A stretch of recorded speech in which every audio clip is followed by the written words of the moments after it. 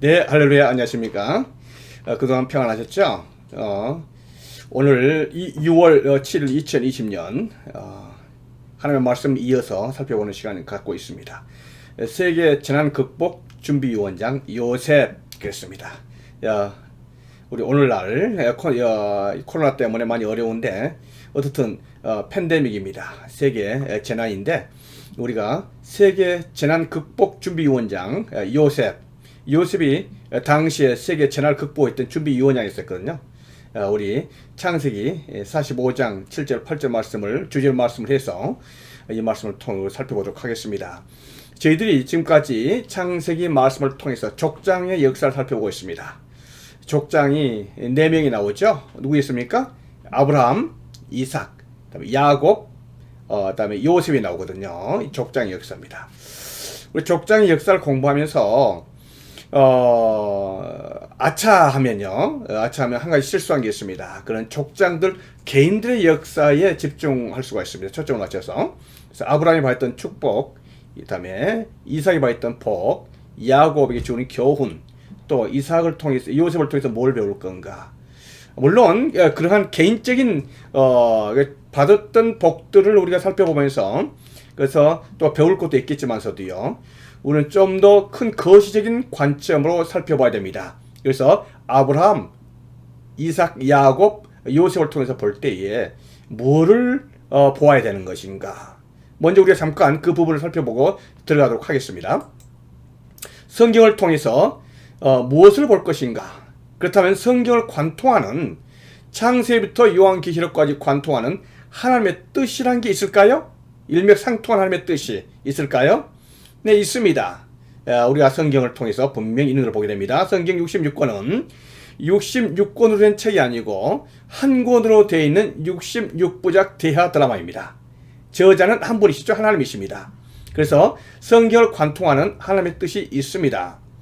우리는 거기에서 성경에서 하나님의 경륜과 하나님의 섭리를 반드시 살펴봐야 됩니다. 성경에서 하나님의 경륜과 하나님의 섭리를 살펴보지 못한다면은, 이것을 알지 못한다면은 성경 잘못 읽은 겁니다. 그렇기 때문에 반드시 하나님의 경륜과 하나님의 섭리가 무엇인가 살펴보는 시간을 가져야 될 줄로 믿습니다. 그렇다면 하나님의 경륜, 하나님의 섭리, 좀 신학적인 내용이라 하지만서도요, 우리가 배워야 됩니다. 하나님의 경륜이란 것이 무엇인가 할 때, 경륜이란 것은 하나님께서 온 우주 만물을 창조하셨습니다. 창조하시고 나서 그걸 경영하시죠. 경영하시죠. 우리가 경륜을 오이코노미아, 디스펜셔를 쓰는데요. 이거를 갖다 오이코노미아에서 온 단어가 이코노미입니다. 이코노미가 뭐죠, 영어? 예, 그건 경영이라는 뜻입니다. 그렇다면 하나님의 우주를 경영하는 경영 원리가 있을 겁니다. 창조의 목적이라고 볼 수가 있겠죠? 하나님의 창조의 목적이 뭘까요? 하나님이 온 우주 만물을 창조하셨던 그 목적, 그거는 하나님께서 아이들이 놀듯이 장난감 가지고 노신 게 아니거든요. 분명 목적을 가지고 창조했습니다. 하나님의 목적을 가지고 저와 여러분을 만드셨습니다. 그렇다면 하나님의 창조의 목적 뭘까요? 그는 바로 하나님의 나라입니다. 하나님께서 하나님의 나라를 세우시기 위해서 온 우주 만물을 창조하셨고 에덴 동산을 만드셨고 하나님 나라의 일원으로 저와 여러분을 만드신 줄로 믿습니다. 우리가 그걸 살펴봐야 되겠죠? 그렇다면 하나님 나라 할 때 하나님 나라를 뭐라고 말할 수 있을까? 3요소가 있습니다. 나라의 3요소. 그건 뭡니까? 하나님의 주권이 반드시 거기 있어야 됩니다. 하나님 왕권이 있죠. 하나님의 나라에서는 The Kingdom of God입니다. 하나님의 나라라고 해석했지만은 우리 정확하게 번역한다면 하나님의 왕국이죠. 하나님의 나라에 있어서 주권이 뭡니까? 하나님의 주권은 하나님에게 있습니다. 왕권입니다. 킹덤이기 때문에 민주주의에서는 그 주권이 사람에게 있지만은, 백성에게 있지만은요, 하나님의 나라에 있어서는 주권이 사람에게 있는 것이 아니고 왕이신 하나님께 있습니다. 우리 그걸 분명히 이해해야 되겠죠? 다음에 하나님 나라의 두 번째 요소는요, 영토입니다. 그는 구약에서는 가나안 땅이 있었죠. 가나안 땅에 하나님께서 이스라엘 백성을 두시고 가나안에서 하나님의 나라를 이루셨던 것을 보게 됩니다. 지금으로 말하면 교회라고 볼 수가 있습니다. 다음에 백성이죠. 백성이 있어야 되지 않겠습니까? 백성입니다. 그래서 하나님께서 하나님의 백성을 만드시고 하나님의 백성을 양육하시기 위해서 아브라함을 부르셨고 이삭을 부르셨고 야곱을 부르셨고 요셉을 부르셨습니다. 우리가 이거를 분명히 하셔야 됩니다. 네, 그렇다면 하나님의 섭리는 뭘까요? 하나님의 섭리는 하나님의 역사입니다. 역사라는 것은 하나님의 히스토리란 말이 아니고 하나님의 일하심, the work of God입니다. 하나님의 일하심이라고 볼 수 있습니다. 그래서 하나님께서는 하나님의 나라의 회복을 위해서 일을 하십니다. 하나님의 나라의 회복을 위해서 반드시 일하시고 하나님께서는 하나님의 나라의 회복을 위해서 사람을 부르시죠.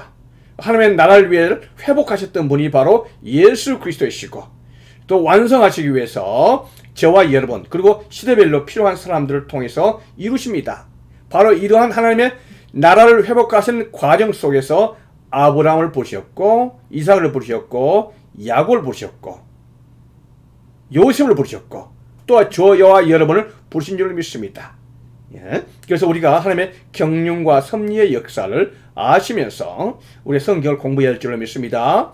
그렇다면은 요셉, 아브라함, 이삭, 야곱을 배우는데 이제 요셉이죠. 요셉을 향한 하나님의 뜻이 무엇이었는가? 요셉은요, 세계 재난 극복 준비위원장 요셉 이렇게 시작했습니다. 제가 제목을 그렇게 달았죠.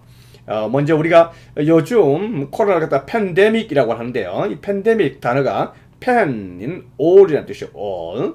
데믹은요, 데모스라는 단어로 population입니다. population이라는 것은 국민들, 사람들, 인구 이런 뜻이 되지 않겠습니까? 모든 사람들에게 다 이렇게 해당되는 그러한 일들을 팬데믹이라고 볼 수 있습니다. 세계적인 문제, 세계적인 유행, 이 코로나가 세계적인 문제이기 때문에 팬데믹 그렇게 하지 않습니까? 근데 세계적인 만약에 가뭄이 온다면 drought pandemic 또는 droughtdemic 이렇게 말하겠죠. 세계적인 가뭄입니다. 바로 이러한 세계적인 대가뭄, 대재앙이 요셉 시대에 있었습니다. 요셉은 바로 그 세계 재난 극복의 준비위원장으로 발탁되었었고 하나님께서 요셉을 통해서 사람들을 살리는 당시에는 구원주적인 역할을 했었던 요셉이었던 것을 보게 됩니다. 그러한 관점에서 우리가 요셉 우리가 한번 살펴보면서 하나님의 말씀을 살펴보기를 원합니다. 그렇다면 요셉은 누구인가? 요셉이 누구인가 할 때 우리가 혈통적으로 먼저 접근할 필요가 있습니다. 혈통적으로 요셉은 누군가? 요셉은 야곱의 11번째 아들 아시잖아요. 예, 우리가 먼저 그림을 본다면은 야곱이 있고요. 야곱은 레아, 라헬 와이프가 있었습니다. 예, 그리고 레아를 통해서요 4명의 아들을 먼저 낳죠. 예, 그러니까 라헬, 레이첼입니다. 레이첼이 임신을 못했습니다. 불임 기운이 있었던 것 같아요. 그래서 라헬이 자기의 시녀인 빌하를 통해서 단과 납달리를 낳죠. 그리고 나서 다시 레아가 자기의 그 종을 통해서 갓과 아가를 낳도록 하잖아요. 그런데 또 레아를 통해서 두 아들이 또 나오죠. 이사갈과 스불론이었습니다. 이러던 중에 14년이 지났습니다. 제일 마지막으로 마침내 레이첼, 라헬이 아이를 낳죠. 바로 누구였습니까? 요셉과 베냐민이었습니다. 근데 그러한 관점에서 요셉은요, 라헬을 통해 낳았던 첫 번째 아들, 그렇지만 순서로 봐서는 11번째 아들 이렇게 볼 수가 있겠습니다. 예, 야곱이 가장 사랑했었던 와이프, 아내 라헬을 통해서 낳았었던 아들이다 이렇게 보겠죠. 요셉의 전체적인 우리 생애를 갖다 도표를 한번 보도록 하겠습니다. 이렇게 도표를 본다면은 요셉의 전체 생애를 한눈에 볼 수 있고 또 이해하기가 쉬울 줄 압니다. 요셉이 태어났는데 아마도 10살 때쯤 됩니다. 정확한 것은 모르지만 그때쯤 되는 걸로 보입니다. 왜냐하면 성경에 정확한 언제 죽었다는 그가 나와 있지 않기 때문에 그렇습니다. 그렇지만 한 10살 때에 요셉이 어머니 라헬이요 동생 베냐민을 낳다가 죽게 됩니다. 다른 말로 말하면 요셉과 베냐민 동생과의 나이 차이는 10살쯤 되었었다 이렇게 볼 수가 있겠죠. 이렇게 해서 아버지의 사랑을 요셉은 듬뿍 받았었던 요셉이었던 것을 보게 됩니다. 이러던 중에 17살 때에 노예로 팔리죠. 형들에 의해서 형들이 시기심 또는 요셉에 대한 분노 이걸 통해서 팔아버립니다. 17살 때 팔리죠. 이렇게 하다가 13년간 보디발의 노예와 그 집안의 총무 역할, 또 감옥 생활, 정확하게 보디발의 집안에서 몇 년 동안 있었다는 것은 나와 있지 않습니다. 그렇지만 한 가지 아는 것은요, 도합 다해서 보디발 집안의 노예 총무와 감옥 생활 다 도합해서 13년이었다는 건 성경에 나와 있습니다. 그래서 13년간 생활을 하다가 애굽에서 30세에 13년 후에 애굽의 총리가 됐죠. 감옥에 있다가 불심을 받고 바로 앞에 서서 바로의 꿈을 맞추고 30세에 애굽의 총리가 되는 것을 보게 됩니다. 이러다가 애굽 총리 돼서 9년째에 7년 풍년이 들었을 때는 문제 없었지만 흉년이 드니까 가나안 땅에 살았었던 이 야곱 가족이 더 이상 먹을 게 없으니까 애굽으로 곡식을 구하러 오잖아요. 그렇게 해서 곡식을 구하러 왔다가 요셉을 만나게 되고, 요셉 나이 39년, 그러니까 애굽 총리가 된 지 9년 후에, 그리고 야곱 나이 130세에 온 가족이 애굽으로 이민을 가게 됩니다. 그래서 온 가족이 요셉의 39세가 됐을 때 가족 이민 간 이때 당시에 야곱은 130세였다고 창세기 47장 9절에서 이야기하고 있죠. 내 나이 130입니다. 험악한 세월을 보냈습니다. 그러잖아요. 이러다가 요셉이 110세에 죽게 됐죠. 110세에 죽게 되는데 아버지는 야곱은 147세에 죽지만 요셉은 110세에 조금 이렇게 단명했던 것을 보게 됩니다. 요셉이 110세에 죽은데 그 전 단계로 야곱 아버지가 죽지요. 그는 요셉이 56세일 때, 야곱이 147세일 때, 그러니까 야곱이 애굽으로 이민 온 지, 또 요셉을 만난 지 17년 후에 죽게 됩니다. 이렇게 해서 이게 요셉의 생애 도표가 되겠습니다. 이게 보면은 요셉 그림이 도표가 떠오르면은 우리가 요셉에 대해서 어느 정도 그림을 그릴 수가 있으리라고 생각이 됩니다. 예. 자, 그러면 요셉은 누구인가 할 때 다음 단계로요. 우리가 성경을 통해서 이렇게 볼 때에 요셉은 하나님께 택함을 받은 사람이었다. 이렇게 말하고 있습니다. 어떻게 알 수 있을까요? 요셉이 꿈을 꿨죠. 요셉이 꿈을 꿨습니다. 그래서 한 번은 곡식단을 이렇게 묶고 있는데 꿈속에서 말이죠. 요셉의 단이 일어서는데 형제들의 단이 10단이었다고 볼 수가 있겠죠. 당시에 베냐민은 아니었을 걸로 보이고, 그래서 10단이 일어서더니 요셉이 만들었던 그 단을 향해서 절하다 이 말이죠. 이걸 형들이 이야기하니까 형들이 그냥 화를 내잖아요. 왜냐하면 절했다는 것이 뭘 의미합니까? 이거는 그 요셉에게 복종한다는 뜻 아니겠습니까? 이거 왕에게나 또 주인에게나 한다는 건데, 내가 참으로 우리의 왕이 되겠느냐, 참으로 우리를 다스리겠느냐 하면서 화를 내면서 요셉을 미워했다 이렇게 말하고 있지 않습니까? 그리고 두 번째 또 꿈을 꾸는데 말이죠. 요셉이 해와 달과 11별이 내게 절하더이다 이렇게 이야기하고 있습니다. 이렇게 하니까 그 아버지가 이제는 화를 냅니다. 아버지가 누굽니까? 야곱 아닙니까? 이 야곱이 화를 냈죠. 그러면서 꾸짖은 거죠. 그래서 너 꿈이 뭐냐? 아버지는 나와 내 어머니가 너에게 절을 하는 그런 꿈이지 않느냐? 이렇게 야단쳤던 것을 보게 됩니다. 근데 그게 야단으로 되나요?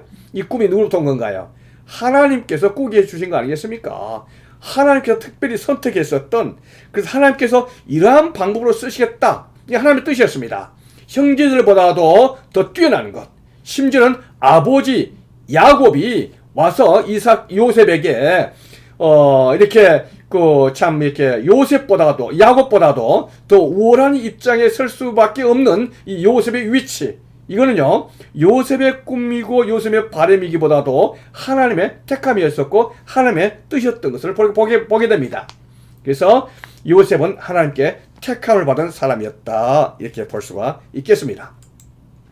다음에 요셉은요 꿈의 사람이었습니다. 다 아시죠? 요셉 그러면 떠오르는 게 뭡니까? 꿈의 사람 아니겠습니까?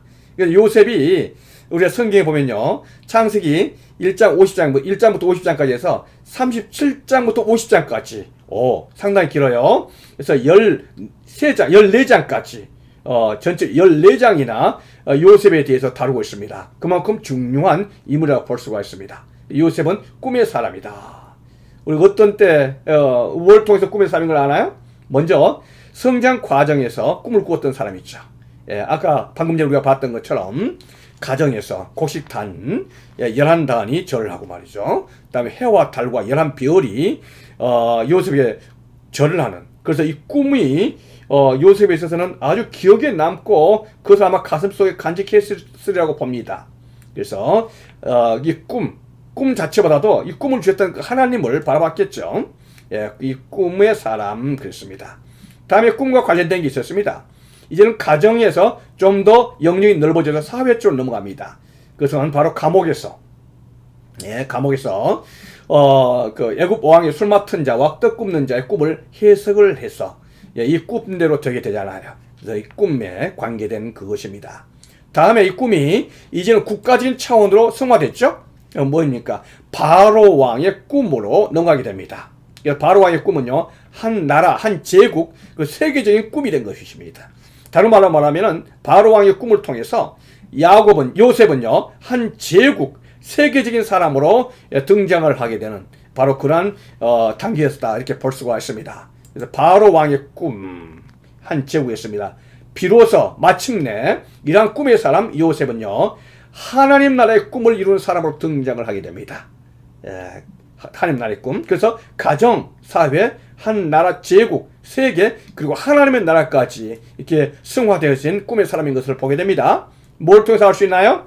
70명의 야곱의 자기 형제들을 초청하지만 이 70명이 430년 후에 출애굽할 때 한 민족 200만이 넘는 민족이 되잖아요. 이건 바로 하나님의 역사였었고, 이게 바로 뭡니까? 하나님의 나라의 관점에서 본 요셉의 위치를 말하고 있는 것입니다. 그래서 꿈의 사람 요셉, 이렇게 볼 수가 있겠습니다. 다음에 요셉은 어떤 사람이었는가? 환란 속에서 신앙을 붙잡은 사람이었습니다. 요셉 그러면요, 우리가 그 아버지에게 채색 옷을 입고 아버지의 참 사랑을 받았던 금수저 가지고 태어난 사람, 이렇게 생각할 수가 쉽지만은 물론 그렇습니다. 어렸을 때는요 17살까지는 그랬습니다. 그러나 17살부터 30세까지는 말로 다 할 수 없는, 내일을 알 수 없는 그러한 생명의 위협을 느끼면서 살았었던 요셉이 환란 속에서 살았었던 요셉이 이제 보잖아요. 그 형들이 이 요셉을 노예로 팔아버렸잖아요. 팔았던 이유는 뭐였습니까? 꿈을 꿨기 때문에 그렇습니다.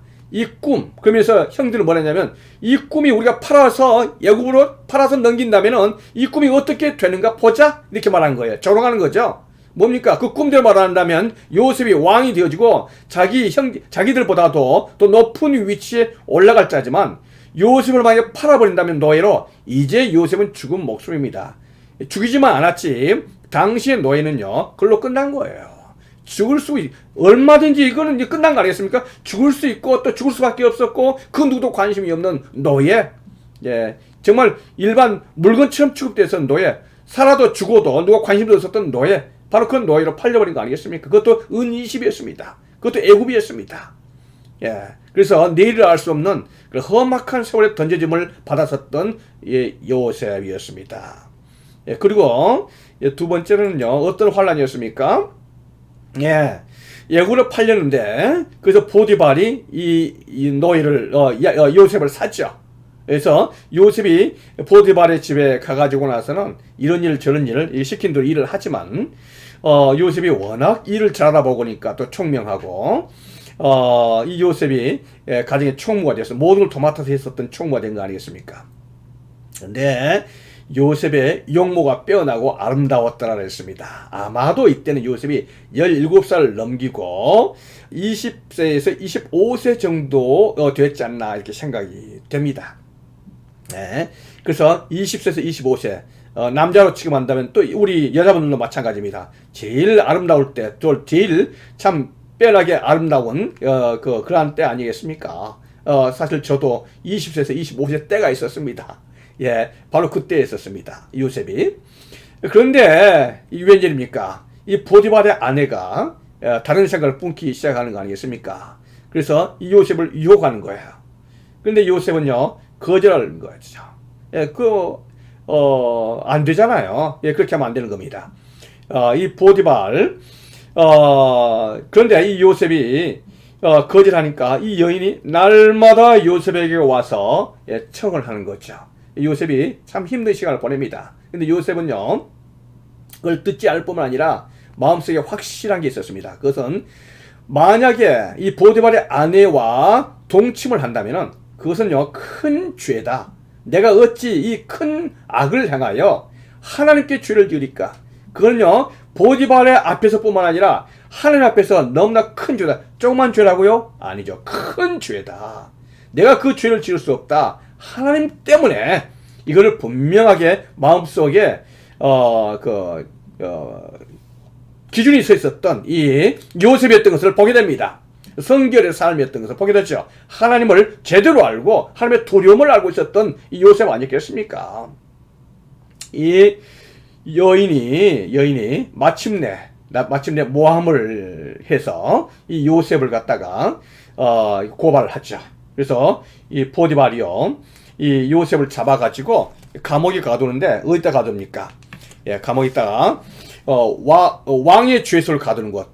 뭐냐면 이 반란죄 아니겠습니까? 왕의 죄수라는 것은요, 이 반란죄에 결부된 가장 참 이게 심한 그러한 지하 감옥이라고 볼 수 있습니다. 그 누구도 나가면 들어올 수 없는, 들어가면 나올 수 없는 바로 그 왕의 죄수로만 갇혀 있는 바로 그거 정치범 수용소, 거기에 갇히게 된 것 아니겠습니까? 여기서 나올 수 있는 길은 없습니다. 오직 유일하게 누굽니까? 바로의 사면을 받는 그거 위에는 여기서 빠져나올 수 있는 길이 없습니다. 절망이죠. 끝난 거 아니겠습니까? 이런 절망적인 상황을 경험했었던 요셉이었습니다. 어떻습니까? 여기서 빠져나올 수 있는 길은 뭐라고요? 오직 한 가지입니다. 그것은요, 왕의 바로의 사면, 이 한 가지밖에 가능성이 없다. 우리가 그걸 알아야 될 줄로 압니다. 이런 상황 속에 하나님께서는 하나님의 역사를 진행하시죠. 뭐였습니까? 바로 바로가 꿈을 꾸었습니다. 여기서 만 2년 후에 바로가 꿈을 꾼지 그랬어요. 만 2년이라는 것은 술 맡은 관원, 요셉이 술 맡은 관원 복직될 거라고 이 꿈을 해몽해 주었잖아요. 근데 술 맡은 관원이 이게 복직돼 가지고 나서는 어떤 이유로 해서 이 요셉에 대한 일을 잊어버린 거죠. 그런데 이 바로가 꿈을 꾼 적이 이 술 맡은 관원이 복직된 지 2년 달했습니다. 이 바로가 꿈을 꾸는데요. 한 번은 꿈을 꾸는 중에 나일 강가에서 아름답고 살찐 암소 7마리가 있는데 갑자기 뒤에서 흉하고 파리한 이런 7 암소가 나오더니 이 살찐 암소를 다 먹어버린 거예요. 이상한 꿈이죠. 그런데 일어나가지고 나서 무슨 꿈인가 하면서 하고 있는데 또 꿈을 꾸는 거죠. 잠이 들어서 또 잠이 들어서 꿈을 꾸는데 이번에는요, 충실한 이런 7 이삭이, 곡식 이삭이 나오는데 이렇게 마른 7 이삭이 나오는 거죠. 그러더니 가는 7 이삭이 마른 거죠. 무성하고 충실한 7 이삭을 갖다 집어 삼키는 거죠. 이게 무슨 꿈인가? 바로가 너무나 이게 개꿈은 아닌데 이게 무슨 꿈인가? 쉽게 해몽이 안 되는 거죠. 그래서 이 바로가 이것 때문에 많이 괴로워하고 있습니다. 마음이 범민해가지고는 알만한 사람 다 부른 겁니다. 애굽의 점술가, 현인들 다 불러가지고는 이 꿈을 말해준 거죠. 그러면서 해석하라는 거죠. 그런데 이 바로의 마음에 쏙 들게 해석한 사람이 아무도 없었습니다. 그럴수록 바로는요, 이게 더 마음이 괴로워지는 거 아니겠습니까? 그래서 바로가 괴로워하는 것을 보고 바로 이 술 맡은 관원 아니겠습니까? 이 요셉이 2년 전에 해석을 해줘서 이 요셉의 해석대로 복직되었던 술 맡은 관원이 바로 요셉이 생각난 거 아니겠습니까? 그래서 이 요셉을 갖다가 바로에게 소개할 때 바로가 요셉 데려오라 이렇게 말한 거 아니겠습니까? 이렇게 해서 요셉이 바로 앞에 서는 거죠. 그래서 요셉이 바로의 꿈을 듣고 해몽을 해주는 겁니다. 해몽하면서 그 해몽이 내가 똑똑하고 또 내 생각에는 이렇다가 아닙니다. 하나님께서 당신의 꿈을 들으시고 나에게 그 해몽을 주셨다. 이걸 분명히 하고 있습니다. 그러니까 이 꿈은 하나님께서 주신 것이고 해몽도 하나님이 주신 것이다. 이렇게 요셉이 바로에게 분명하게 이야기하고 있습니다. 그런데 해몽을 하기를 일곱 좋은 암소, 이 일곱이란 것은 앞으로 있을 7해, 이번 해부터 7해를 말한다. 7년을 말하는 거죠. 그리고 좋은 암소라는 것은 앞으로 있을 풍년을 의미한다. 앞으로 7년 연속 풍년이 된다. 그렇지만 다음에 오는 파리하고 흉한 7서, 그리고 속이 빈 7 이삭은 앞으로 풍년 7년 후에 있을 7년의 연속된 흉년을 의미한다. 이렇게 말한 겁니다. 하나님께서 이 꿈을, 이 암소와 이삭의 꿈을 연거푸 꾸게 한 것은요, 하나님께서 반드시 그렇게 된다 하는 그런 하나님의 뜻으로 이렇게 2번 연속 꿈을 꾸는 것입니다. 이렇게 이야기를 분명히 해몽을 하는 거죠. 그 요셉이란 해몽 참 놀라운 해몽 아니겠습니까? 그런데 더 놀라운 게 있습니다. 그 뭐냐면 요셉이 이 꿈에 대한 해몽을 해주고요, 바로 재난 대비책까지 제시한 거예요. 재난 대비책. 그런데 이 재난을 극복하기 위해서는 이러한 일을 해야 된다, 이렇게 말한 거죠. 먼저 명철하고 지혜 있는 사람을 택하라. 그래서 애굽 땅을 다스리게 하라, 이렇게 말한 거야. 다시 말하면 앞으로 있을 7년 풍년, 앞으로 있을 7년 흉년을 위하여 이걸 준비 대책위원회, 이거 세계적인 대난이거든요. 그야말로 drought pandemic, 세계적인 그 팬데믹이 올 건데, 이것을 위해서 준비위원장으로 할 수 있는 명철하고 지혜 있는 사람을 택하라, 이렇게 말한 겁니다. 뿐만 아니라 관리를 잘해야 되는데, 그 준비를 잘해야 되는데, 그것은 애굽 땅에 앞으로 7해 풍년이 있을 동안에 5분의 1, 수학의 5분의 1을 그걸 모아가지고 쌓아두라는 거죠.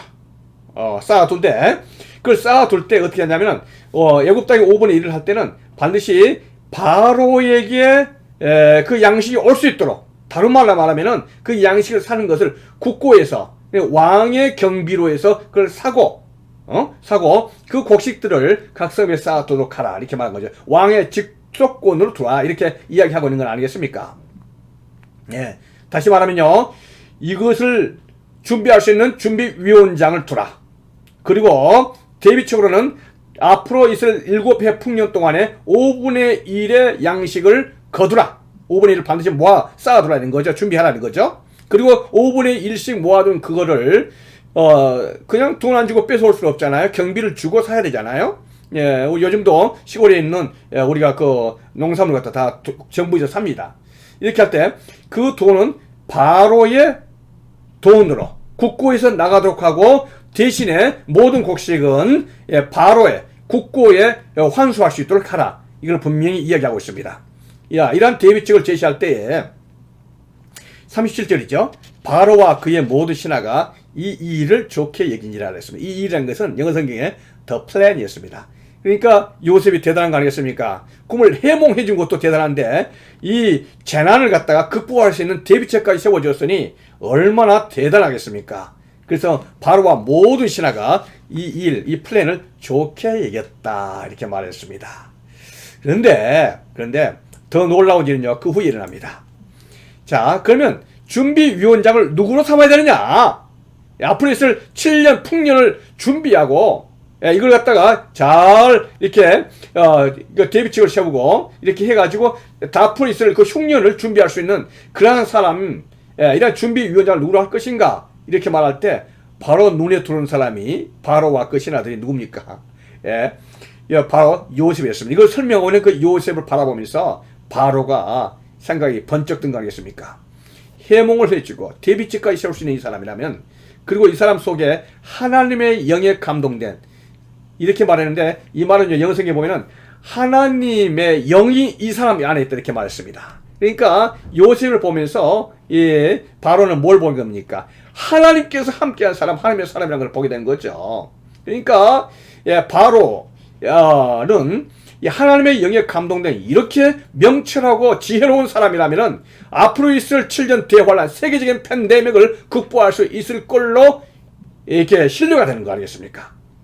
신뢰가 될 때에 이 바로는요, 뭐라 말하냐면 이 전체 준비 재난위원장을 딱 너가 맡으라는 게 아니라 이 요셉에게 너는 내 집을 다스리라. 내 국가를 다스리라 이렇게 말한 거 아닙니까? 내 백성이 내 명령에 복종하리니 이렇게 말한 거예요. 그러면서 자기의 인장 반지를 빼가지고 요셉의 손에 끼워주는 것입니다. 바로가 요셉을 애굽의 국무총리로 삼으신 줄로 믿습니다. 놀랍죠? 예, 감옥에 있었던 요셉, 내일을 알 수 없었던 요셉, 이 요셉이 하나님의 정말 특별한 섭리 가운데서 30세에 대애굽의 국무총리가 된 겁니다. 재난준비위원장. 재난준비위원장이니까 뭡니까? 앞으로 14년은 임기가 보장된 겁니다. 그것도 애굽의 지금으로 말하면 세계 최강대국 국무총리가 되는 거 아니겠습니까? 당시에 애굽입니다. 이 애굽의 최강대국의 국무총리, 약관 30세에 14년 임기가 보장되어 있는 국무총리. 놀랍습니다. 놀랍습니다. 하나님께서 그렇게 하신 줄로 믿습니다. 예, 이렇게 해서 요셉은요, 하나님의 인도하심 따라서 이제는 뭡니까? 예, 내일 알 수 없는 그 지하 감옥에서요, 왕궁으로 예, 승전을 하게 됩니다. 놀라운 일이죠. 하나님께서 역사하신 줄로 믿습니다. 이렇게 해서 예, 국무총리, 세계 재난준비위원장이 된 이 요셉은요, 이제 이것을 위해서 전 매진을 하는 거 아니겠습니까? 그래서 앞으로 있을 그 7년 이 흉년을 어떻게 할 것인가는 앞으로 있을 저 앞에 올 이 풍년을 어떻게 관리할 것인가에 따라서 결정됩니다. 그래서 이 풍년 동안에 7년 있을 그 풍년 동안에 최선을 다해야 되지 않겠습니까? 그렇게 해서 그 모든 전 국가의 곡식의 5분의 1을 모아가지고 이 창고에다 드린 거죠. 그래서 왕궁에 있는 왕궁 경비로 해서 지불하고 이 곡식을 갖다가 모아두기 시작하는데 얼마나 풍년이냐면은 창고에 들여도 그 창고에 계산할 수 없을 정도로 풍년이 됐다고 했습니다. 바다에 모래같이 힘이 많아서 이건 이제 또 셀 수도 없을 정도로 이렇게 많았다 이렇게 말했습니다. 이렇게 해서 하나님 앞에서 정말 최선을 다하고 있는 이 요셉입니다. 그런데 이제 7풍년이 든 다음에 놀라운 것은요, 7년째가 지나고 나서 흉년이 들기 시작하는 거야. 흉년이 들 때, 이제, 이 백성들이 바로 왕이 찾아와가지고, 우리가 살 수 있는 길을 열어달라, 이렇게 말하니까, 바로는요, 요셉에게 가서 너희에게 이런 대로 하라, 이렇게 말한 거죠. 요셉에게 가서. 그가 너희에게 이런 대로 하라. 그러니까, 모든 전권을 요셉이 가지고 있는 것을 보게 됩니다. 예, 이렇게 해서 요셉의 재난준비위원장 역할 아시겠죠? 예, 자 이제 요셉이요, 이제 흉년을 이렇게 헤쳐나갑니다.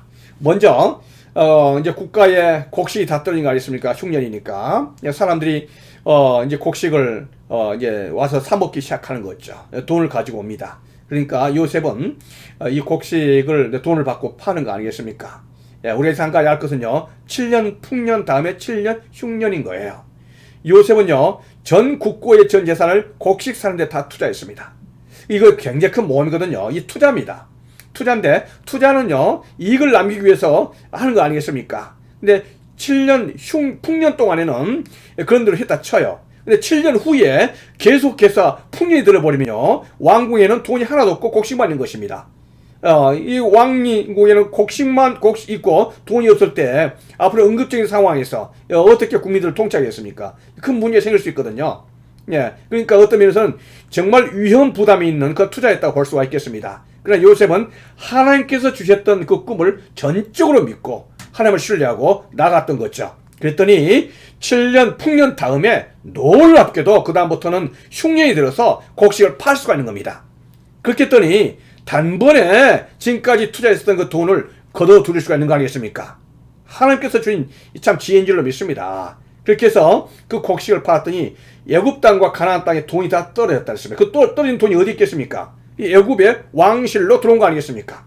예. 그래서 요셉으로 인해서 그 돈을 벌어들이게 되고요. 그 다음에 이제 그 백성들이 곡식을 또 다 먹고 나니까 돈이 없잖아요. 사 먹을 돈이. 그 다음에 이렇게 하니까 백성들이 와서 우리가 돈으로 사 먹어야 되겠지만 돈이 없습니다. 어떻게 하면 되겠습니까? 대신에 우리가 가축이 있습니다. 가축, 소, 양, 돼지 있으니까 이거 드릴 테니까 먹을 거 주십시오. 이렇게 말하니까 이제 어떻게 됩니까? 이 가축과 곡식 갖다 맞바꾼 거 아니겠습니까? 예, 물물 교환해서 바꾸어서 애굽에 있는 모든 가축이 이제 왕실 소유가 되는 것 아니겠습니까? 예, 이렇게 되고 다음 해에 일반 백성은요, 가뭄의 연속이니까 뭡니까? 돈 떨어졌죠, 가축 떨어졌죠. 이제는 뭐를 줘야 됩니까? 몸과 백성들이 그들의 몸이죠, 몸. 종이 된다는 거 아니겠습니까? 그리고 토지, 이 토지를 바치겠습니다. 그리고 만약에 우리에게 종자 씨앗을 준다면 우리가 그걸 농사를 지어서 살 수 있는 길을 열어주십시오. 이렇게 말한 거 아니겠습니까? 이게 참 놀라운 겁니다. 이게 왕실의 그 막강한 권력이 여기서 이제 생긴 거 아니겠습니까? 이제는 그 몸과 토지까지 바로의 소유가 되었으니 이제는 바로의 종으로서의 그 바로의 그 권위가 하늘을 찌르는 것은 아니겠습니까? 이렇게 해서 몸과 토지를 바로의 소유가 되겠다 이렇게 했습니다. 그래서 모든 토지가 왕실 소유가 이렇게 되었고요. 그 다음에 요셉은 백성들에게 농경지법을 제정을 합니다. 제정해서 어떻게 하냐면은 수확하는 것에 또 토지를 주고요. 토지를 나눠주고 분배를 하고 그게 종자 씨앗을 줍니다. 그래서 어떻게 해서든지 농사를 할 수 있는 길을 열어하라는 거죠.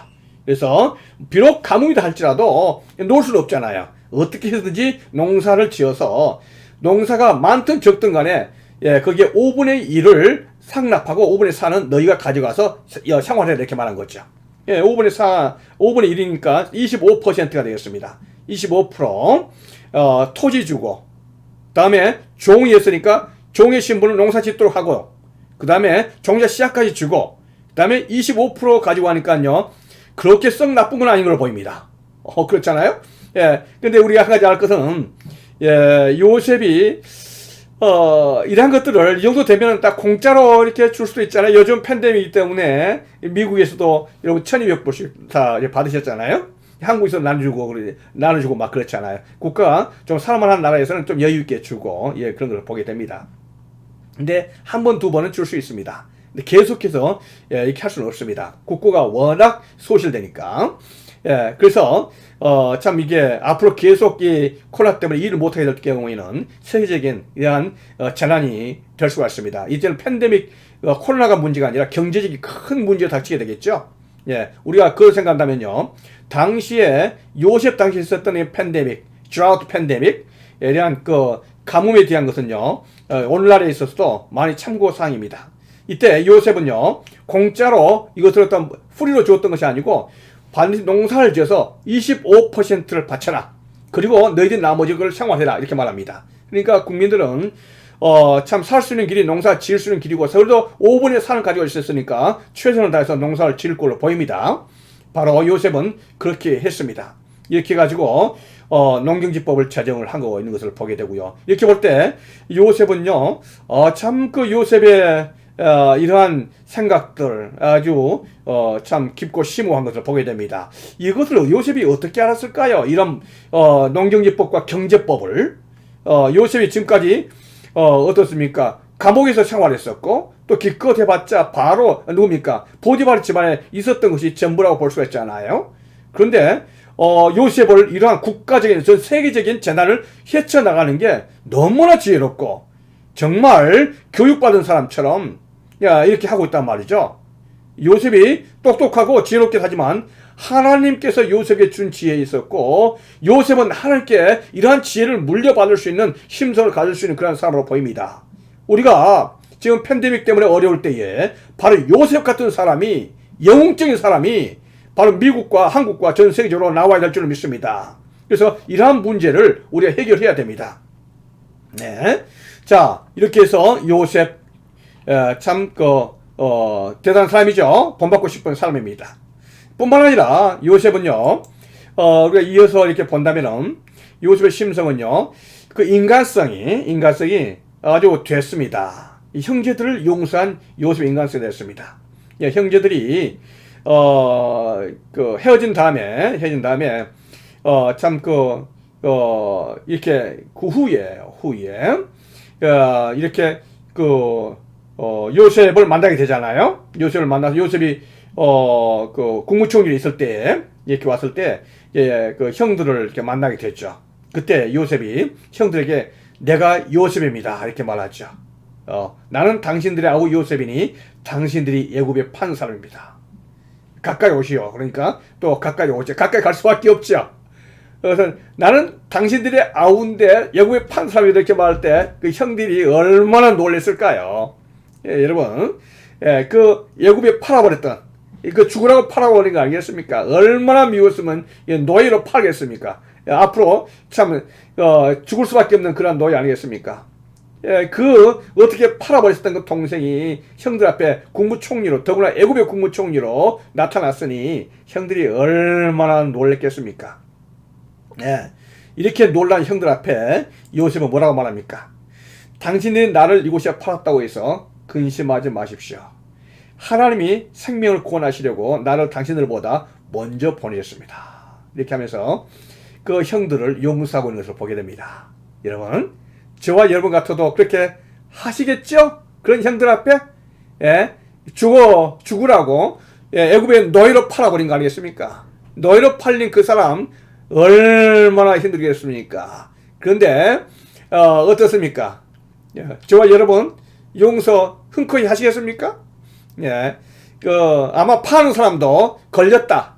요셉 국무총리에 걸렸다면 이제 죽었다 생각했을 겁니다. 눈에는 눈, 이에는 이 아니겠습니까? 그런데 요셉은요, 그 형들을 용서한 거 아니겠습니까? 근심하지 말라. 이렇게 위로를 합니다. 이 부분이 또 한 번 나옵니다. 뭐냐면은, 아버지 야곱이 죽고 난 다음에 장사를 지내고 났습니다.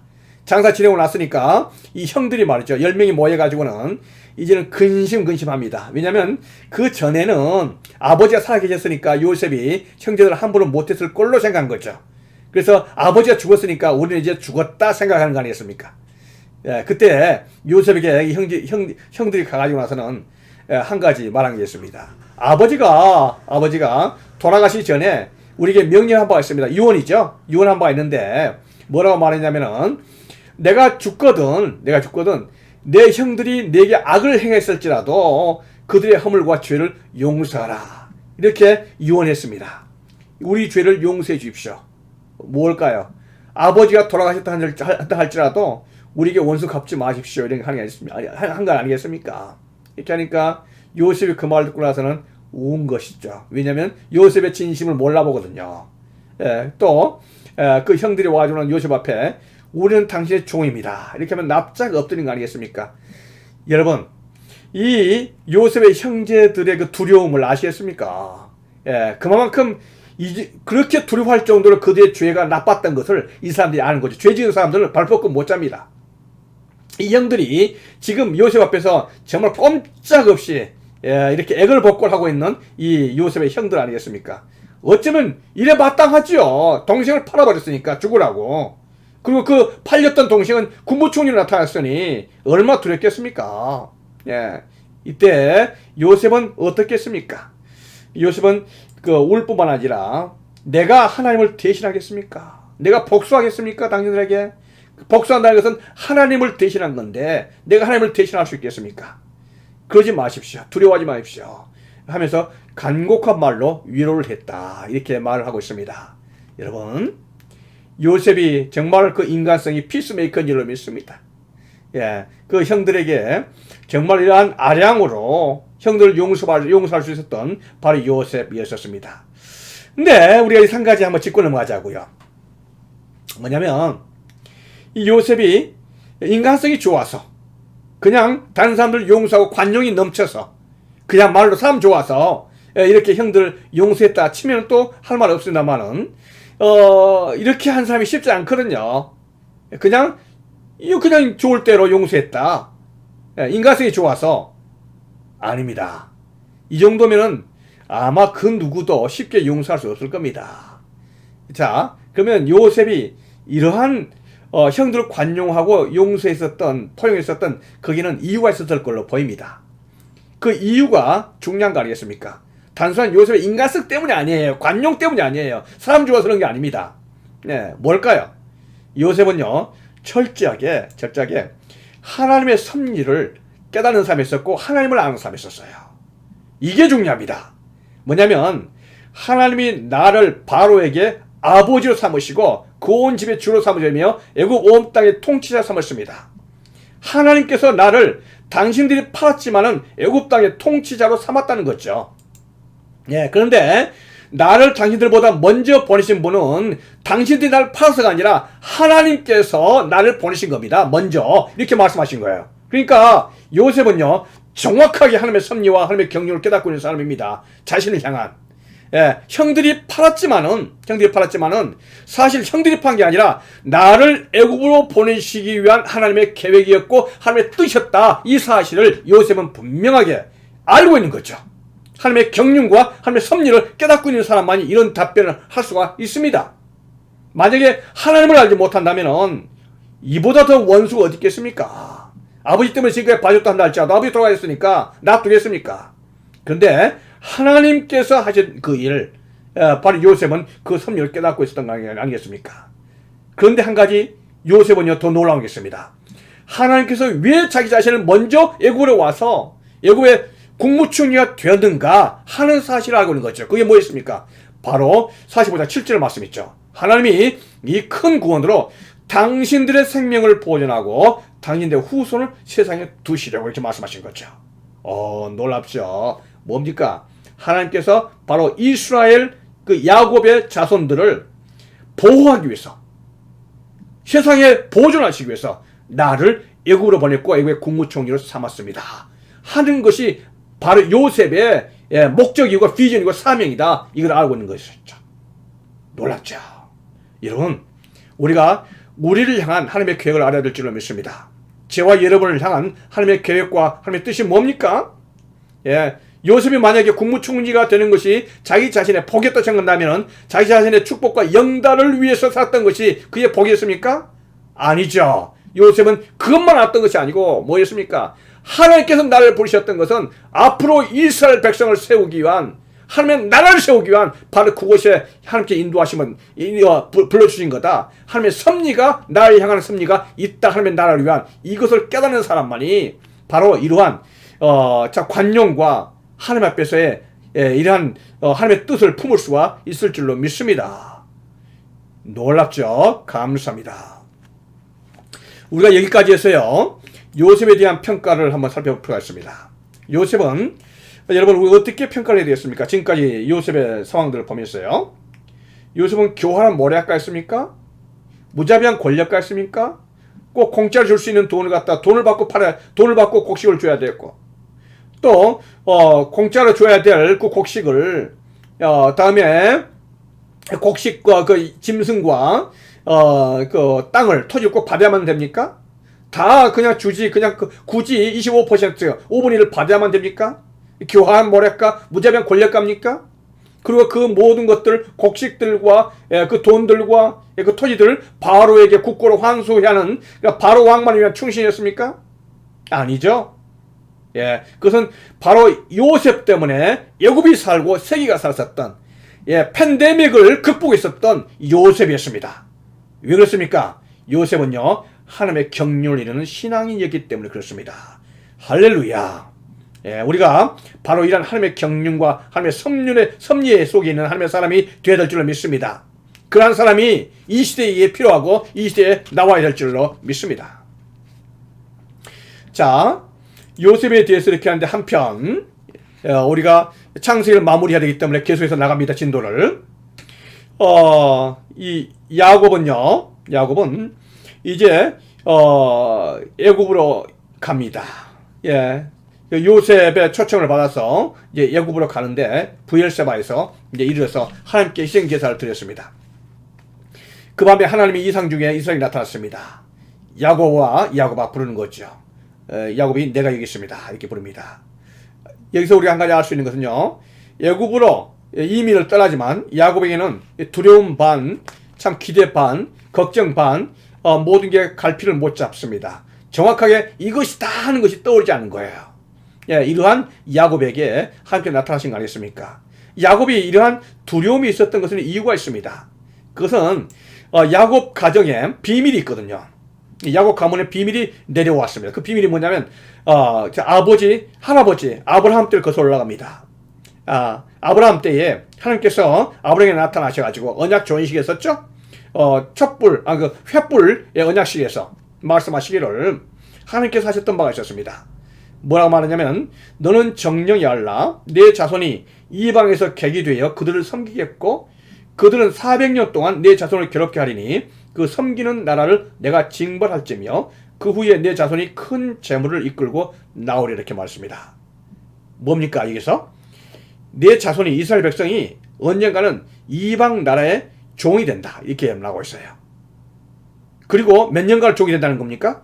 400년 동안 괴롭힘을 당하는 그 시대가 올 것이다. 그런데 하나님께서 이 나라를 치시면서 이 백성을 이스라엘 백성을 이끌어내게 될 거다 하는 걸 이 예언의 말씀을 들었거든요. 아브라함이 들었던 내용이었습니다. 그런데 아브라함은 이것을 하나님께 말씀을 받고 잊어버렸을까요? 아니면 아브라함만 가슴속에 간직했던 비밀일까요? 아니죠. 아브라함은 이 사실을 갖다가 아들인 이삭에게 분명히 말하고 또 손자인 야곱에게도 분명히 이야기했을 것입니다. 분명히. 그렇다면은 바로 이 400년간 다른 나라의 종이 된다는 것은요 바로 이 아브라함 가문의 비밀입니다. 지금 야곱은요 이 비밀을 안고 지금 애굽으로 내려가고 있는 거죠. 이게 바로 야곱 시대에 이루어진 이 비밀이 것을 보게 되죠. 자, 이러한 것을 안고 떠나는 바로 야곱 아니겠습니까? 바로 이 야곱에게 하나님께서 나타나셔가지고 뭐라고 말씀하십니까? 하나님이 이르시되 나는 하나님이라 내 아버지의 하나님이니 애굽으로 내려가기를 두려워하지 말라. 내가 거기서 너로 큰 민족을 이루게 하리라. 내가 너와 함께 애굽으로 내려가겠고 반드시 너를 인도하여 다시 올라올 것이며 요셉이 그의 손으로 내 눈을 감기리라 하셨더라. 할렐루야. 여러분 아브라함 시대 때 받았던 그 예언의 말씀을 하나님께서는 야곱에게 다시 한번 리마인드 하시고 계신 거예요. 애굽으로 내려가라는 거예요? 가지 말라는 거예요? 내려가라는 거예요. 이게 중요한 겁니다. 가나안 땅을 떠나서 애굽으로 가라는 것은 야곱으로 봐서는요 굉장히 큰 모험입니다. 그런데 하나님께서는 애굽으로 가라는 거예요? 가지 말라는 거예요? 가라는 겁니다. 가라 이렇게 말씀하신 거예요. 내 아버지 하나님이다. 내 아버지 이삭이 하나님이고 이삭의 아버지였던 아브라함이 하나님이다. 이거 말씀하신 거 아니겠습니까? 애굽으로 내려가기를 두려워하지 말라. 애굽으로 가라. 왜냐하면 애굽에서 너의 가족 70명은요 큰 민족이 될 것이다. 하나님의 백성이 될 것이다. 그리고 내가 너희와 함께 하겠다. 이렇게 말씀하신 것입니다. 내가 함께 하겠다. 그리고 반드시 너를 인도하여 다시 올라오겠다. 이렇게 말씀하신 거예요. 그러니까 출애굽하겠다 이렇게 말씀하신 거 아니겠습니까? 애굽이 하나님께 주셨던 땅이 아니고 가나안 땅으로 올라오겠다. 출애굽을 여기서 암시하고 있는 거 아니겠습니까? 그리고 요셉이 그의 손으로 내 눈을 감기리라. 요셉이 형들에게 팔려가지고 국무총리 됐지만은 요셉이 원수를 갚은 것이 아니라 요셉 때문에 네 가문이 살고 하나님 나라가 이루어질 바로 그날이다. 이렇게 말씀하신 거 아니겠습니까? 야곱이 하나님께 큰 위로를 받은 줄로 믿습니다. 이 야곱 가문의 그 비밀을 말씀하시고 야곱 가문의 하나님의 뜻이 이루어질 것을 말씀하십니다. 저와 여러분의 가문이 이렇게 하나님께 쓰임을 받아야 될 줄로 믿습니다. 우리 가정이 우리 자녀들이 하나님 나라를 위해서 이러한 귀하게 쓰임받는 바라는 그러한 곳에 쓰임받기를 원합니다. 이렇게 해서 이 가정이 다 이민을 왔을 때요 야곱에 요셉이 온 가족을 다 불러서 이렇게 이야기하는 거 아니겠습니까? 내가 지금 바로에게 우리 모든 가족이 가나안 땅에서 왔다는 것을 바로에게 보고할 건데 바로가 아마도 이거를 물어볼 겁니다. 당신들이 우리 가족이 어디서 살 것을 어디서 살면 좋을까를 이렇게 물어볼 거거든요. 그때에 바로 이렇게 너의 직업이 뭐냐 물어본다면 우리는 다 목자들입니다. 지금까지 목축업을 했었던 사람입니다. 이렇게 말하는 거예요. 그렇게 하면은 고센 땅에 목축하기 좋은 땅이 있으니까 그곳에서 살 수 있도록 해줄 거다. 이렇게 말한 겁니다. 이 말에는 중요한 의미가 있습니다. 왜냐면은 여러분 요셉이 누굽니까? 요셉이 국무총리 아니겠습니까? 우리가 만약에 우리 그러잖아요. 다 이렇게 한 자식 잘 되면은 그 다음 자식들 동생들 전부 다 챙겨주고 또 살 수 있도록 하고 이렇게 할 수 있는 것들이 다 우리 부모님들의 뜻, 계획 또 그런 소망 아니겠습니까?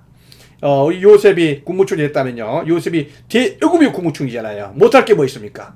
만약에 그의 형제들 또 형제들 자식들 전부 다 어디 공무원 자리 하나씩 하나씩 다 맡긴다면요 다 잘 살 수가 있고 또 괜찮게 살 수가 있는 거 아니겠습니까? 예. 또 그렇게 되어지기를 바라기도 하겠죠. 요셉이 국무총리잖아요. 그렇다면 그 형제들 왜 목축해요? 당시에 목축은 애굽에서는요 다 천한일이다 그랬습니다. 그 천한일을 꼭 시켜야 될 필요가 있나요? 그런데 거기는 중요한 하나님의 계획이 있는 줄로 믿습니다. 그건 첫 번째요. 이 목축을 함으로 말미암아 가족들의 생계 문제가 해결됩니다. 가족들의 이 생계 문제가 다 해결돼서 비록 가뭄이 있다 할지라도 앞으로 계속해서 이 목축 비즈니스를 통해서 가족들이 살아갈 수 있는 길이 열린 거 아니겠습니까? 또 하나는요 아주 중요한 문제입니다. 가족들을 형제들 갖다가 애굽의 뭐 공무원들이나 어느 한 좋은 직장들 이렇게 보낸다면요 애굽의 국무총리의 집안이잖아요. 어떻게 하겠습니까? 여기저기에서 국무총리 집안하고 혼사길 열려고 난리법석 피울 겁니다. 그러면요 금방 좋은 가문들의 집안하고 다 결혼하겠죠. 그러면 어떻게 되겠습니까?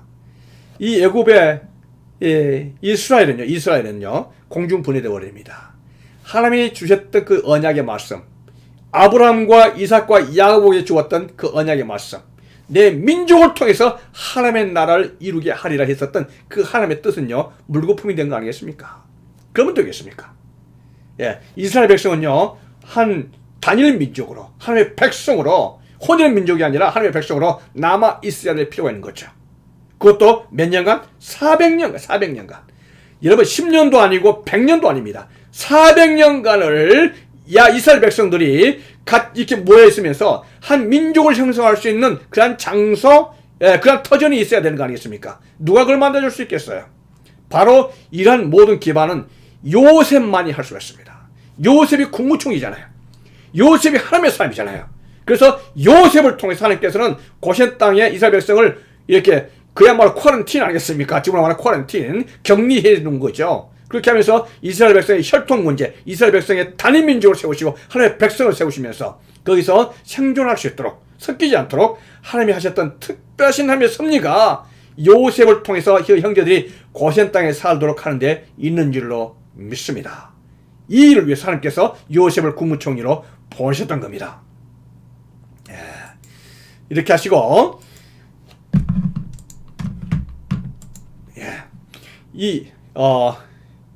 야곱이 이제 죽을 때가 되었습니다. 우리가 한 가지 알 것은요, 야곱이 죽을 때가 됐을 때 요셉이 자기 두 아들 므낫세와 에브라임을 데리고 오죠. 이렇게 할 때 야곱이 중요한 말을 하죠. 이 두 아들, 내가 낳았던 두 아들 에브라임과 므낫세는 내 것이다 이렇게 말하면 내 것이다. 무슨 뜻입니까? 요셉의 아들 두 아들 에브라임과 므낫세는 내 아들이다 이렇게 말한 거 아니겠습니까? 다른 말로 말하면 야곱이 이 두 아들 요셉의 두 아들을 양자로 삼겠다는 거예요. 그렇게 말하고 이 두 에브라임과 므낫세에게 안수를 하는데 특별한 방법을 한 겁니다. 오른손을 갖다가 에브라임에게, 왼손을 갖다가 므낫세 손에 얹는 거예요. 근데 요셉의 장남이 누굽니까? 므낫세거든요. 차남이 누굽니까? 에브라임이거든요. 그런데 야곱의 오른손은요, 오른손이 권세를 의미하는 겁니다. 능력을 의미하는 거죠. 그래서 오른손을 갖다가 원래는 므낫세에게 해야 되는데 반대로 하는 겁니다. 오른손을 갖다가 에브라임에게, 왼손을 므낫세에게 얹히는 거 아니겠습니까? 지금 야곱이 몰라서가 아닙니다. 야곱이 알면서도 그렇게 했다 말했거든요. 이 말씀을 역대상 말씀에 이렇게 말하고 있습니다. 역대상에서 루벤은 장자라도 그의 아버지의 침상을 더럽혔으므로 장자의 명분이 이스라엘 아들 요셉의 자손에게 돌아가서 그랬습니다. 그러니까 루벤의 실패로 말미암아 장자의 명분이 요셉의 자손에게 들어갔다는 거예요. 그런데 요셉의 자손이 누굽니까? 므낫세와 에브라임 아니겠습니까? 그런데 지금 축복 기도할 때에 유다의 오른손이 누굴 향한 겁니까? 유다의 오른손이 에브라임입니까? 므낫세입니까? 에브라임이거든요. 차남인 에브라임이거든요. 다른 말로 말하면 루벤의 장자의 장자권이 요셉에게 가는데 요셉의 장자는 므낫세가 아니라 에브라임이다 이렇게 말하고 있는 겁니다. 여기서 굉장히 중요한 이 부분을 말하고 있는 거죠. 그래서 12지파에서 요셉이 빠지면서 요셉 대신에 에브라임과 므낫세가 들어가고 12지파 중에서 장자의 역할은, 장자권은 결국 에브라임에게로 들어가고 있는 것을 보게 됩니다. 그래서 다시 분열 왕국 때에 우리가 그 북왕국의 그 지도자는 에브라임으로 됩니다. 그리고 여호수아가 에브라임이잖아요. 에브라임 지파잖아요. 그래서 에브라임이 중요한 역할을 할 수 있는 바로 그러한 곳에 들어가게 되는 것을 지금 야곱의 기도를 통해서 우리가 볼 수가 있는 것이죠. 예. 그렇게 하면서 야곱이 이제 유언을 합니다. 야곱이 죽기 전에 이제 유언을 하면서요. 반드시 나를 장례식을 갖다가 내가 죽거든 나를 묻어 애굽에다 묻지 말고 반드시 마무리 막벨라 헤브론에 가서 묻어라 이렇게 신신당부로 합니다. 신신당부가 아니죠. 명의했다 했습니다. 그가 그들에게 명하이르되 이것은 아버지의 명령이 됐습니다. 아마 이렇게 하지 않으면 안 될 수 있다는 것을 알기 때문에 아버지가 유언적인 말로 명령으로 이렇게 했던 것입니다. 반드시 나의 장례는 애굽에서 하지 말고 뭡니까? 아버지 이삭과 할아버지 아브라함이 묻혀 있는 그 막벨라 밭에 있는 헤브론에 가서 나를 장사해라. 이렇게 분명히 유언을 하고 있습니다. 아주 중요한 말이죠. 그래서 야곱이 죽고 나서요 장례식을 하는데 야곱이 147세에 죽죠. 야곱의 장례식은 대대적인 장례식이었습니다. 온 애굽이 총동원됐습니다. 그 애굽에 이렇게 보니까요 70일 동안이나 곡을 했다 이렇게 말했던 70일. 그리고 모든 것이 40일이 걸렸다 했습니다. 40일. 향처리만 하는데 40일이 걸렸고 애굽 사람들이 70일 동안 곡을 했다. 놀랍잖아요. 왜냐하면 국무총리였기 때문에 그런 줄 압니다. 그래서 요셉이 아버지 장례식을 하기 위해서 가나안 땅에 올라가는데 바로의 모든 신하와 원로들이 다 같이 동행을 했습니다. 놀랍죠? 그래서 요셉의 온 집과 형제들이 다 가가지고 이렇게 해서 막벨라 헤브론에 가서 야곱을 이렇게 장례식을 했습니다. 근데 이게 굉장히 중요한 의미가 있습니다. 왜냐하면 야곱이 왜 그랬을까요? 이거는 앞으로 있을 출애굽에 대한 것을 분명하고 명확하게 위한 야곱의 계획입니다. 이거는요 앞으로 400년 후에 있을 출애굽의 선행적 행위입니다. 이거를 야곱은요 벌써 보고 있는 거죠. 그래서 이걸 분명하게 그렇게 할 수 있도록 이렇게 하고 있습니다. 다시 말하면요 지금 야곱이 가나안 땅에 헤브론에 가서 장례식 하는 것은 이스라엘들이 다 알고 있을 뿐만 아니라 애굽 사람들이 알고 있는 거죠.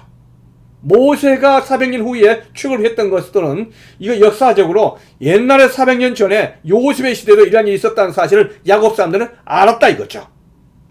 그리고 이런 역사적인 사건으로 말미암아 이스라엘 백성들은요 이것이 생소하지 않습니다. 하나님께서 분명하게 이 부분을 명확하게 하고 있는 것을 보게 됩니다. 그래서 야곱의 장례식을 이렇게 했습니다. 뿐만 아니라 요셉도 마찬가지입니다. 이제 요셉이 죽을 때가 가까웠습니다. 요셉이 죽을 때가 가까워서 유언을 합니다. 요셉이 그 형제들에게 말한 거죠. 나는 죽을 것이지만 하나님이 당신을 분명히 보여줍니다. 그래서 국무총리인 요셉이 죽으면 이 백성들이 해코지하고 그러겠지만서도 하나님께서 함께 하시기 때문에 반드시 보여주십니다. 그리고 당신을 이 땅에서 인도해 낼 것입니다. 출애굽을 말한 거죠. 가나안 입성을 말한 거 아니겠습니까? 그래서 가나안 땅에 입성하게 될 것이다. 이렇게 분명히 이야기하고 있는 거죠. 앞으로 그 이스라엘 백성들의 가문에 야곱 가문의 미래에 대해서 예언을 하고 있는 것이죠. 그렇게 하면서 야곱이 이스라엘 백성들에게 말하기를 내가 당신들이 다음에 반드시 출애굽을 할 때에 나의 해골을 내 유해를 메고 가라 이렇게 말을 합니다. 이거는 예언의 확실성을 이야기하고 있습니다. 그래서 이 요셉의 이 유언을 통해서 이 앞으로 이스라엘 백성들의 모든 가문들의 역할, 그 장자적인 역할 위치에 있었던 바로 요셉.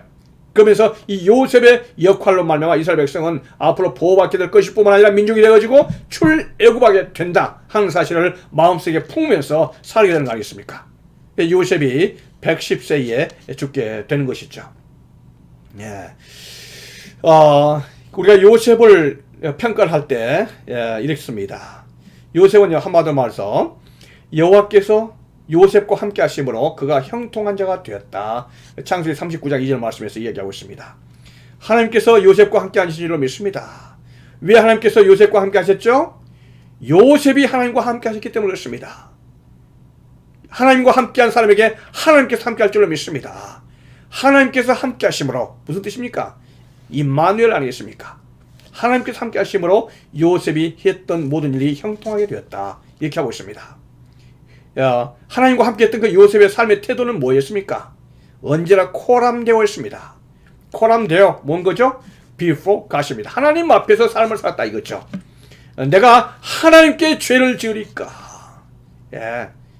다음에 내가 하나님을 대신하리까? 언제나 하나님을 염두에 두고 하나님 앞에 살았던 이 요셉이었습니다. 이 요셉, 하나님께서 요셉과 함께 하신 줄로 믿습니다. 어려운 시기입니다, 여러분. 세계 재난이 정말 이렇게 코로나 때문에 어렵고, 이 코로나 기간에는 코로나 끝난 게 아니라, 참, 세계 재난, 다른 말로 말하면 참 많은, 그 가뭄과 같은 흉년이 계속해서 이어서 찾아올 수도 있습니다. 네. 그래서 많은 여러분들 그 경제학자들 그렇고 학자들 얘기하고 있습니다. 코로나로 끝난 것이 아니라 코로나 이후에 많은 뭡니까? 흉년이, 이 흉년이 전 세계로 찾아올 것을 이야기하고 있는 그런 내용들과 그런 뉴스들이 많이 있습니다. 여러분, 세계 재난 극복 준비위원장 요셉입니다. 요셉과 같은 사람, 하나님의 사람이 나타나야 될 줄로 믿습니다. 그래서 이 문제를 하나님 앞에서 해결해야 될 줄로 믿습니다. 하나님께서 이 가뭄을 주셨지만은 애굽에 이 가뭄이 통해서 모든 백성들이 다 죽어라는 것이 하나님의 뜻이 아니었습니다. 반드시 해결책을 주시고 극복할 수 있는 사람을 보내주셨습니다. 하나님의 뜻입니다.